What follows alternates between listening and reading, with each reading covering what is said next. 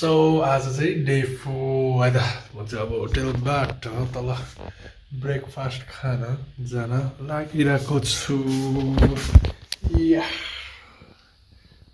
आजको मेरो आउटफिट चाहिँ नेपाल यो वाला डिजाइनमा छ है। So let's go. बाहिरको ठाउँ है कस्तो दामी छ।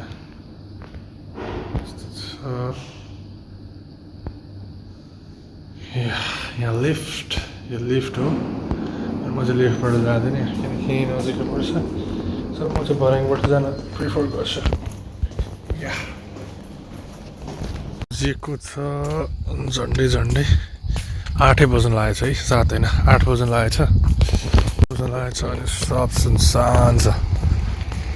यो चाहिँ चर्च ठ्याक्कै त्यहाँ त 8 बज्न लागेछ।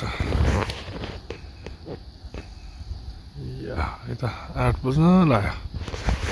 सो अनि यो चाहिँ गेलको सिटी अनि मेरो आज डे 4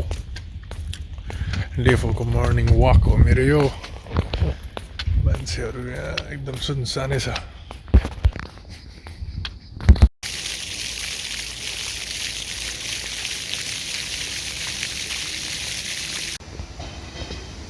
यो चाहिँ सुपर मार्केट रहेछ, सबै कुराहरू पाउने ठाउँ।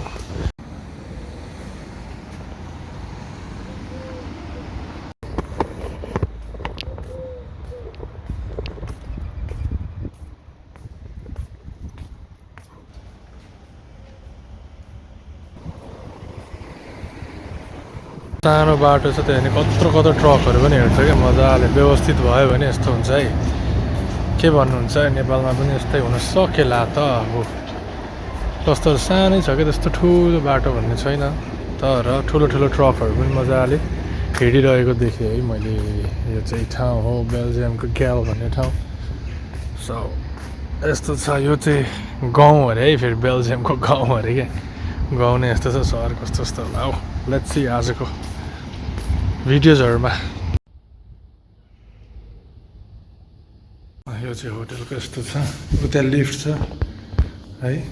सो म चाहिँ चेकआउट गर्न गइरहेको छु। खासमा चाहिँ म चाहिँ अब चेकआउट गर्ने हो अनि फेरि पछि आउँछु। यो चाहिँ भिजिट है त कस्तो छ भनेर पुरै येल्लो गेल भनेको चाहिँ पुरै येल्लो हो क्या खासमा। सो त्यो अनुसार नै राखेको होला। सो या मेरो रुम गइरहेको छु है। टन्नै रुम्सहरू चाहिँ टन्नै है, सबै रुमहरू। ल यो मेरो रुम नम्बर।